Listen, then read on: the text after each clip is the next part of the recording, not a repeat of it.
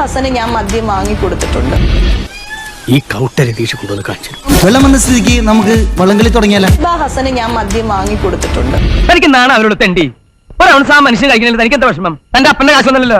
രാത്രി 2 മണി വരെ ഞങ്ങൾ വർത്താനം പറഞ്ഞ് അവിടെ ഇരിക്കുകയും ചെയ്തു. ഞാനും അൻസിബയും കൂടെ വർത്താനം പറഞ്ഞിരുന്നു. ഇനി വേണം ഒന്ന് ഖുഷിയാൻ. സോഡ വേണ്ട, ലൈൻ ക്ലിയർ ആകട്ടെ. താഴെ ഞാൻ വണ്ടി കയറാൻ നേരത്ത് ഒരാളിനെ ഞാൻ കണ്ടു. മിലിറ്ററിയാണ്. അപ്പൊ ഇല്ലാത്ത വെടിവെച്ചൊക്കെ കേൾക്കും. അൻസിബ ഫോൺ എടുക്കുന്നില്ല, ബെല്ലടിച്ചിട്ടൊന്നും തുറക്കുന്നില്ല. 4 മണിക്ക് റൂമിൽ ആള് വന്നിരിക്കുന്നതാണ്. ഇത് വലിയ ശല്യമല്ലോ, മനുഷ്യനെ കിടന്ന് ഉറങ്ങാനും സമ്മതിക്കില്ല.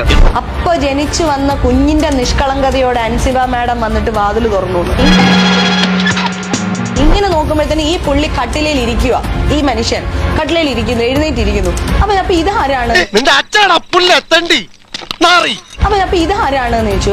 അയ്യോ, ഇതെന്റെ ബ്രദറാണ് എന്ന് പറഞ്ഞു. അതുകൊണ്ട് ഇപ്പൊ എന്താ? ആങ്ങളെ എങ്ങനെയാണ് മുഖം മറച്ചൊരു പെങ്ങളുടെ റൂമിൽ വരുന്നത്? മാത്രല്ല ഇത്രയും വലിയൊരു പെങ്ങളുടെ കൂടെ ആങ്ങളെ താമസിക്കില്ലല്ലോ. അച്ഛൻ പറഞ്ഞു ഇതിലും ഭേദം കട്ടപ്പാറയായി കക്കാൻ ഇറങ്ങുന്നതാണെന്ന്. എന്റെ ആധാർ കാർഡ് തരാൻ പറഞ്ഞു. ആധാർ കാർഡ് ചോദിച്ചപ്പോ പറഞ്ഞു അവര് 7 സ്റ്റാർ ഹോട്ടലിൽ ഇവരെ താമസിക്കുന്ന ആൾക്കാരാണ്, ആധാർ കാർഡ് ഒന്നും തരാനായിട്ട് പറ്റത്തില്ല. എനിക്ക് അത്രയ്ക്ക് വിശ്വാസമില്ല. എനിക്ക് ഈ ലോകത്ത് ഒരാളെ ഉള്ളൂ വിശ്വാസമില്ലാതായിട്ട്, അത് നീയാണ്. മുൻപ് കോമഡി ഉത്സവം എന്ന് പറയുന്ന ഒരു പ്രോഗ്രാം ഉണ്ടായിരുന്നു. അതിന്റെ പ്രോഗ്രാം പ്രൊഡ്യൂസർ ആയിരുന്ന താടി മുടിയൊക്കെ ഉള്ള നിധിലാജ് എന്ന് പറയുന്ന വ്യക്തിയാണ്.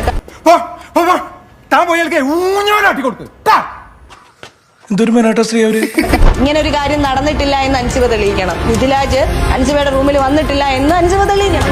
ആ തെളിവുകൾ എന്റെ മുമ്പിൽ വന്ന് കുനിഞ്ഞിരിക്കും. ഇരിക്കും സാറേ.